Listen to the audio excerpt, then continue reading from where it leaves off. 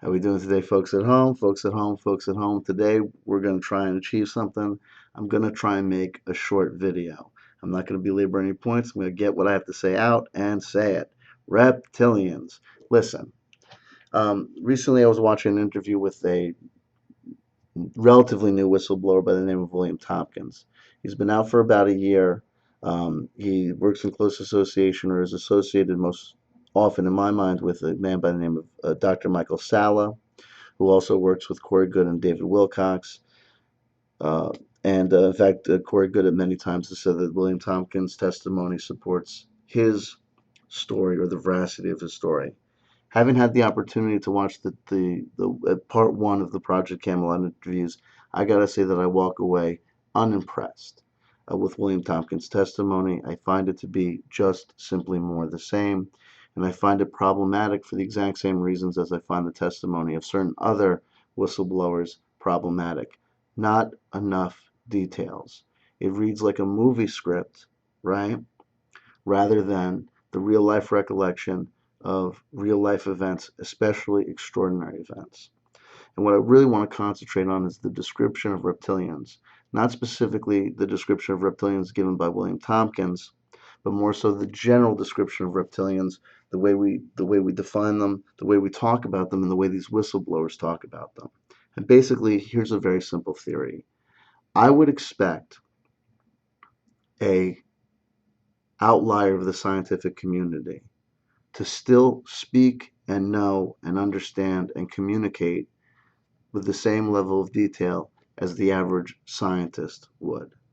And what I mean is, what I'm trying to hone in on is the description of these reptilian entities that people are interacting with is very, very one dimensional. Okay? It's very one dimensional in regards to the description of their physiology and biology and appearance, and it's especially one dimensional when it comes to the description of their behavior. I would expect an intergalactic space species, right, who are not only as smart as humans, but potentially, by definition, smarter, to express and expose and display the same level of individuation and behavioral uniqueness as we do, right? Now, people could say, oh, but reptilians, and they describe reptiles on Earth. Reptiles are generally cognitively a less advanced and intelligently a less advanced species than humans. We have a reptilian brain, people famously talk about all the same. Yeah, at the base. And upon that is built more and more layers of more and more sophisticated wetware technology, and gray matter biology that makes us distinct from reptiles, turns us into tool users, people that can have art and science and reason and explore these various other aspects of existence. And also have a complex intellect, in my mind, would lead to a more and more complex psychology. Though I can understand clearly that a species' individual biology would inform that psychology, and therefore we might have general ways of knowing and understanding how they are generally unique or distinct in behavioral patterns or activities than humans. Still, you would expect advanced life forms consisting even hive-based life forms to have much more a nuanced psychology and behavior, but they always come out the same. Draconians are like this. Reptilians are brutish entities. They're like this. And it's just, like I said, it sounds like the one-dimensional description of the science fiction movie rather than knowledge being purported or reported to us from someone who would have had real life experience. Now, let me make a distinction here. If a person were to be a lay person, just an average, everyday person who, by accident, circumstance, or bad luck, turns into an abductee, contactee, or experiencer, okay, and they see something, and later on they describe in their own simple way, non-scientific way, what they saw, I would accept them using a term like reptilian. Like, for example, what did you see? It was like a monster. Can you describe it? It was reptilian. But you certainly wouldn't expect that to be that general description of their outward appearance or general philo or species, or type to be the end all be all of what people would describe, or the terminology that people would describe and use, if they had actually had real world experience with knowing about these entities, or at least seeing firsthand the data from the military industrial complex, military secret space program, whatever, describing them. You wouldn't just describe them reptilian. Who are they? What's the species? What's the genus? And the variety, you'd expect there be as equal amount of a variety of biological, physiological appearance, um, amongst these beings as you do amongst humans. Okay, not all humans are equally attractive. There are factors that go into even reptiles on planet Earth. The various plumage and crests and gobbles, whatever they describe this thing. Whatever that these the animals have. The physical appearance is used in mating rituals. It's used in displays of physical appearance or strength, and you get to these quote unquote reptilian alien species, and it's just one dimensional. They seem like slee stacks, right? The same costume replicated over and over again, thrown on various bit actors. Sometimes you get two or three different individuations of the leaders are like this. They're tall and this, and the smaller. Then they have servant guys that are a little smaller. No, come on. That's not how people, scientists who encounter these people would really talk about them or interact with them. They would break down, they would study. And also, what's the physiology? They're on the moon, they're on the planet Earth, they're deep underground. How do they do this? If a person is telling me that they know from firsthand information, either from firsthand experience of interacting with them or firsthand experience of seeing the studies and data about them, you'd expect them, even if they were recalling an event 50, 60 years down the line, to be able to describe things like ba- basic physiology. How does the cardiovascular system work? How is it distinct from reptiles on planet Earth? Is there any similarity? And you'd expect these people to have seen, even been reported to them, studies or information or data that would flesh out this image of them. So if a person's telling you they're ugly or they're reptilian, so the descriptions that they're using is the descriptions that a simple contactee or abductee or experience or someone who saw it in a dream or a vision or was drawing a comic book would describe. I think it's fair to say that you're dealing with someone who, it is what it is. But like I said, if you're telling me that you're part of this military industrial complex, if you're telling me that you're the business and you know the real score doesn't sound like reptilians. Also describing them as they're draconian. Well, the draconian is a star system, whatever, but and that might be where their origin point is. But we don't we describe people describing someone as draconian is as simple as when they use the term reptilian. You know what I mean? You would have a more nuanced description of who they are and what they are as a people and a race. Okay, so for example, on planet Earth, you know, we talk about things like the Chinese or Russians or Polish people, and we know that we're describing human beings, and then the second level of descriptive is where they're from. But if you were dealing with an intergalactic species, it would make no sense to call them just draconians. I mean, that's too wide a berth.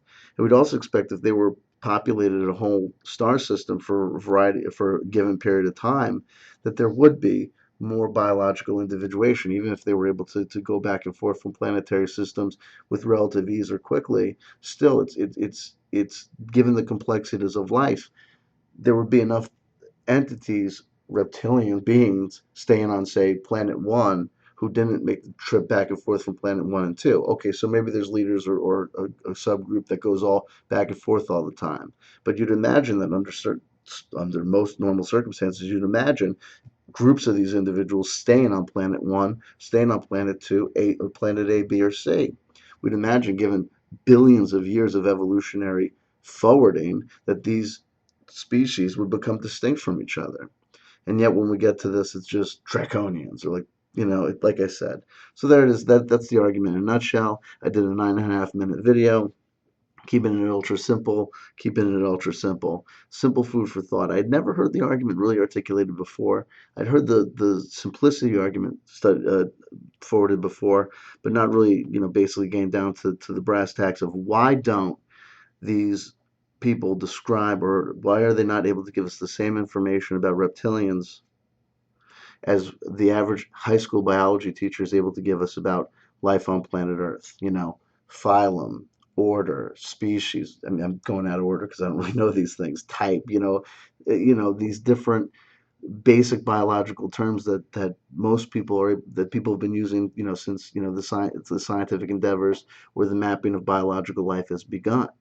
You would expect that these military industrial complex wahoohoos, whatever, even if they were just dealing with these species for say the last 50 or 60 years, look, if you're studying a species or you're interacting with a species on planet Earth for 50 or 60 years, by the time you get to the 50 or 60-year part, they're mapping their DNA, they're doing all these various things, but yet these whistleblowers are only able to describe them using the most simple, basic descriptives. And like I said, the descriptive doesn't catch it. Reptilian, that's a basic descriptive. That's not a definitional term that we would expect scientists to use. We'd expect on day one of the encounter the military-industrial complex has scientists, the sub-scientists have biologists. Biologists would be studying these entities, and they would be interacting with these entities, and they would come up quickly with probably a Latin term for them. Scientists generally use Latin terms for things like biological life forms, because it's also different scientists, the Chinese scientists, the Russian scientists, the American scientists can all have a common language to talk about these things, also just based on human history. People love to use these Latin terms, you know what I mean? So you'd expect the first person to encounter the reptilian, first person to encounter or study the reptilian's name was like Dave Berkeley. They'd be called like, Berkeleyophile, because that's the shit that scientists do. Do you know what I mean? I mean, you can be C.W. Chanter and know that they would fucking have a descriptive. They would be having terminology more nuanced and sophisticated than reptilian, and they'd certainly be able to describe these people more than just by their baseline appearance. And you expect their baseline appearance to be more sophisticated than just 4 or 5 different subtypes of whatever. I mean, I guess if you engage with these, if you think about these life forms or these entities as being transdimensional or angels or demons or what have you, maybe you escape, my argument, because you're just in a different realm of reality. But if you're trying to think that the information that's being brought forward to you is real world information, scientific information, or information that you can rely upon the same way that you would rely upon the information of a doctor or an accredited scientist or biologist. Granted, there are problems with the academy. Granted, there are problems with the unacceptance of outlying philosophies or studies that challenge the mainstream science. Yeah, that's true, but science doesn't endeavor to be dogmatic. Science does endeavor to expand. In my personal opinion, if you're the type of person that disagrees with that, I guess you're the person that disagrees with that. And I guess the argument is just so much more proof that I'm a paid CIA shill, given my support of the amazing Richard Dolan, who is the only credible scientist worth listening to. I guess I'm a CIA shill too. Hey, listen, if Richard Dolan is a CIA shill, if Stan Friedman is a CIA shill, let me be a CIA shill, because I'd much rather be in the same realm with those guys if we're talking about the scientific study of the UFO phenomena and the possible existence of life beyond the stars. Then I'd rather be associated with them than associated with people who are like, I don't know, just making up shit. And there you go. C.W. Chanter, Reptilians. Bah! You know what I mean? It should be more nuanced and sophisticated. Shouldn't it? Right? Think about it. Think about it. Reptilians. That's the way David Icke describes them. Okay? And he says the word reptilian because he's not the first person to say reptilian. It's because people got together and they described and they talked to each other about their experiences with possibly alien life forms. Were they demons? Were they angels? Were they transdimensional entities? Were they extraterrestrials? Were they people from the future? Was it sick U.S. military freakazoids dressing up in costumes or dosing people with LSD? Whatever it is, people got together and described it to each other, talked about each other in support groups, and before you know it, they started to develop a kind of understanding of the various different types of aliens that were out there.